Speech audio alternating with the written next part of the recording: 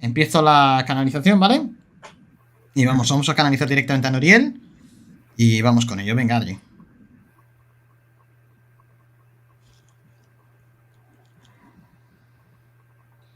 Aquí estoy, con todos vosotros. Soy Noriel. Bienvenido, maestro, ¿qué tal? Bien, aquí estoy. Hay muchas cosas que son bastante incómodas, vamos a llamarlo así, bastante incómodas. Sí, le dejo hacer una introducción si usted lo quiere. La única introducción que me gustaría hacer es hacer una pequeña recapitulación, porque si no muchas veces se pierde de vista el contexto en el que estáis hablando y estáis investigando. Y creo que la gente no tiene que perder nunca el contexto.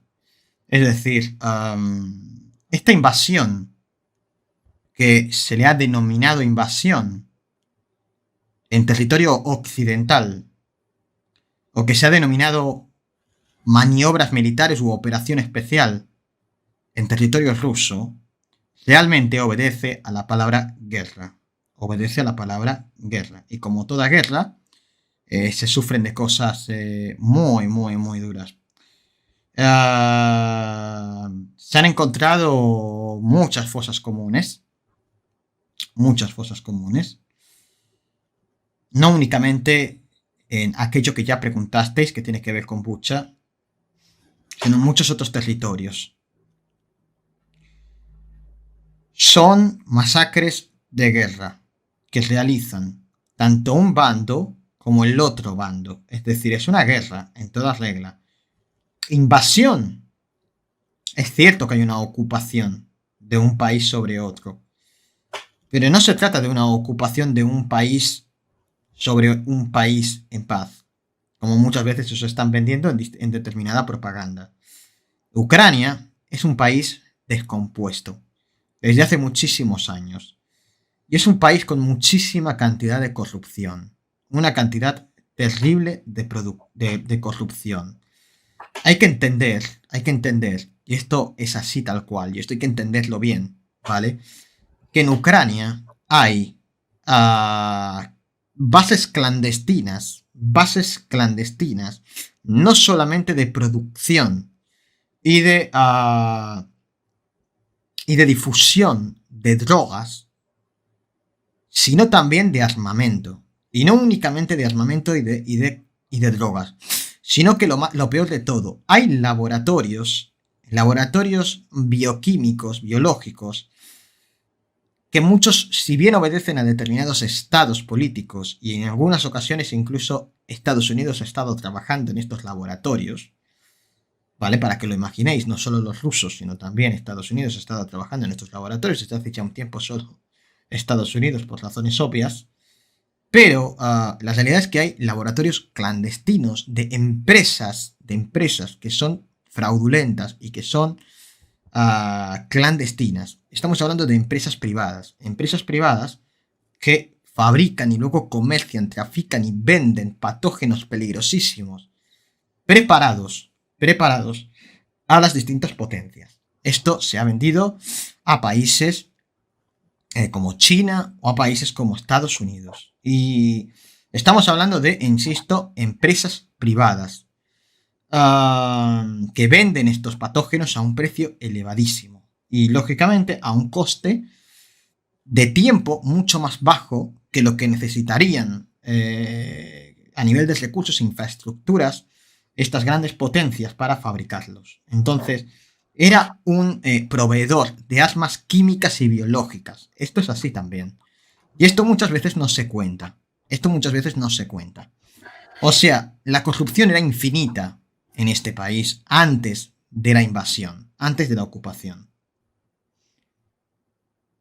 Y no únicamente esto, sino que era un país ya antes desestructurado y con muchas guerras sociales, incluso guerras civiles o pequeñas guerras de guerrillas que no se cuentan o que no se comentaban. Y es que el propio país ya andaba dividido entre aquellos que se consideraban rusos y aquellos que se consideraban ucranianos. Y el propio gobierno de Kiev ha atacado sistemáticamente, primero con campañas que incitaban al odio, y esto es cierto, que incitaban al odio a sus propios compatriotas ucranianos que se consideraban rusos o que simplemente preferían hablar en idioma ruso. O sea, el simple hecho de utilizar un idioma era motivo suficiente para que fueran excluidos y calificados delante de toda la opinión pública como los ucranianos de segunda ante los ucranianos de primera, que son los que tienen derecho a portar las banderas, que son los que hablan ucraniano y que sobre todo se corresponde con la parte oeste del país. Es decir, esto ya pasaba desde antes, con una discriminación increíble, con humillaciones públicas y con torturas con personas por el simple hecho de hablar ruso.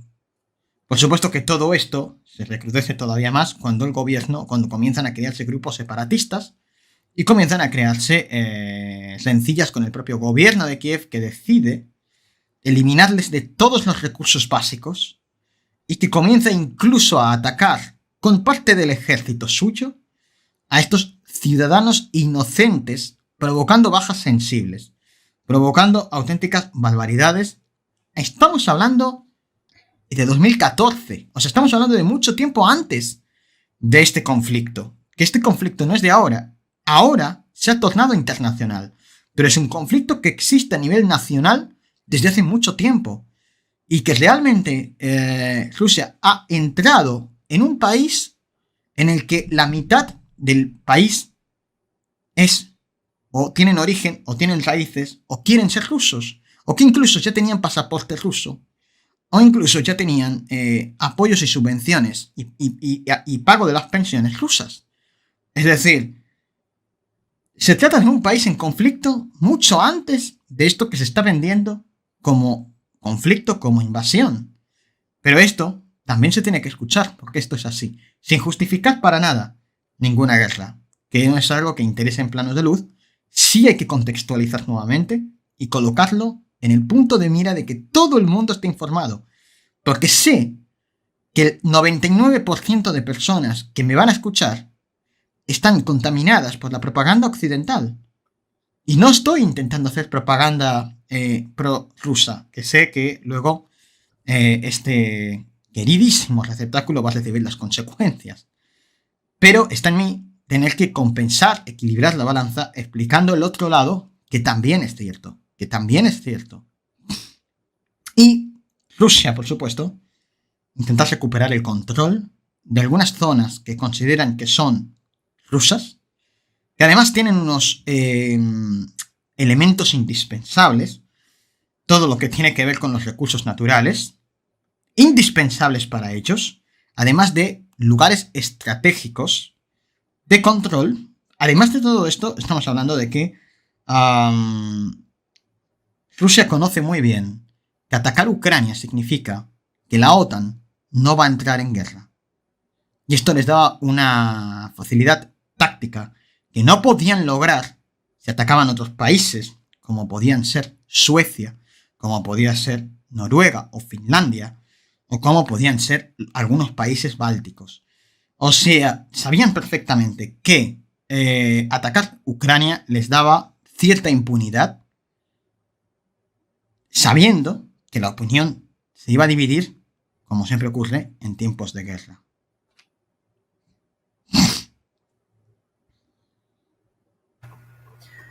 De acuerdo, maestro. Pues comienzo con las preguntas. ¿Cuánto tiempo estuvieron planificando y preparando la invasión de Ucrania? ¿Con cuánto tiempo se sabía de las intenciones? Vamos a ver, todo esto, como estoy diciendo, se lleva preparando desde 2014, incluso desde antes. Y se sabía de las intenciones desde siempre. O sea, no es nuevo, no es nuevo. Del plan o proyección inicial para la invasión de Ucrania, ¿qué partes hay relevantes que se puedan contar que estén saliendo mal y cuáles bien? Vamos a ver, vamos a hablar desde el bando ruso. Desde el bando ruso que planean una ocupación, ellos no lo planean como una enorme guerra de desgaste, porque todo esto, vamos a ver, tenemos que verlo desde puntos de vista distintos. Hay dos puntos de vista. El primer punto de vista, el punto de vista que tiene que ver directamente con los países implicados en el conflicto. Y cuando digo países implicados en el conflicto, también hablo de Estados Unidos, que también está implicado en el conflicto. Y también hablo de China, que también está implicado en el conflicto, aunque no se entienda a día de hoy. Ahora después lo voy a intentar explicar, porque también están implicados. Pero el segundo punto de vista que se tiene que ver es desde las élites. Es decir, hay que tener en cuenta que los países no obedecen a ninguna élite desde el punto de vista consciente. Es decir, los países piensan en sus propios intereses geoestratégicos y geopolíticos. Y las agendas y las élites conspiran por detrás y mueven los hilos de manera en que los países actúen de una determinada manera ya preparada y programada. Pero eso no quiere decir que los países lo sepan. No, no es que Estados Unidos se dé de la mano con Rusia. Nunca, nunca. Aunque las élites no conozcan de banderas en ese sentido. Y lo que les importa únicamente es una globalización total. Desde el punto de vista de las élites, ellos entendieron que para buscar la globalización dentro de la agenda, lo primero era una pandemia que se generara a través de un patógeno biológico artificial que iba a desestabilizar la economía mundial para después atacar con guerra convencional para de alguna manera seguir debilitando distintos frentes, que eran muy muy importantes, y sobre todo para ir destruyendo determinadas economías. Ahora, desde el punto de vista de los países, esta guerra también ha significado oportunidades. Para que la entendamos bien, la guerra, como digo, tiene que ver y obedece tanto con Estados Unidos como con China, a pesar de lo que parece. ¿Por qué? Porque Estados Unidos, vamos a poner las fichas encima de la mesa. Estados Unidos durante mucho tiempo ha sido hegemónica, no ha tenido ningún rival ni ninguna competencia. Y Rusia ha ido creciendo, sobre todo a través del liderazgo de Vladimir Putin. Desde que esta persona llega al poder, Rusia comienza a recuperar su esplendor económica y también, cuidado, militar. Estamos hablando que Rusia tiene una potencia militar enorme, incluso por encima de la que tiene China, y que no solamente tienen potencia nuclear, sino que tienen tecnología hiper sofisticada y muy avanzada, gracias a los tratos también realizados con China, que tiene que ver con tecnología punta, que luego se utiliza a nivel balístico o que luego se utiliza a nivel armamentístico en general. Aparte de esto, tienen tecnología muy avanzada a nivel electromagnética y son maestros del engaño. Pero, ¿qué tiene que ver China con todo esto? China tiene que ver con todo esto porque es el principal rival de Estados Unidos. O sea, China ha crecido de una forma increíble, de tal manera que hoy es la mayor potencia económica del mundo y la mayor potencia también a nivel tecnológica del mundo. Tanto es así que Estados Unidos ha empezado a perder una enorme cantidad de prestigio internacional, llevado sobre todo por esa última huida, esa última escapada de tierras afganas, recuperada por los talibanes, en el que han perdido todavía más prestigio internacional.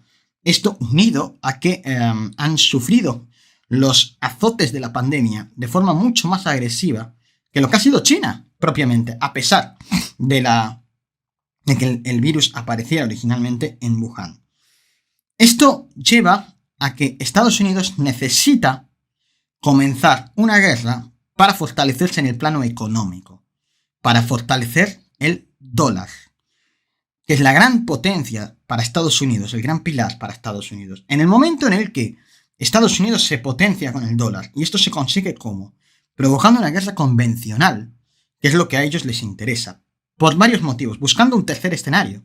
Ese tercer escenario ha sido el escogido Ucrania, pero yo ya llevaba tiempo diciendo, incluso si miráis antes de que estallara esta guerra, que se estaba buscando un tercer escenario para un conflicto bélico convencional, y esto está en la hemeroteca de Tetrael, que yo ya lo había advertido, que este escenario ha podido ser Venezuela, y que se ha contemplado Venezuela como un posible escenario bélico, pero que finalmente se ha optado por el conflicto en Ucrania, sobre todo por el problema que ya venía acrecentado desde 2014.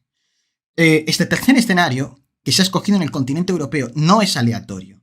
Viene con la intención de debilitar todavía más Europa, que es una de las grandes competencias para Estados Unidos a pesar de una alianza militar con lo que se llama, con muchos países europeos, con lo que se llama la OTAN, ¿no?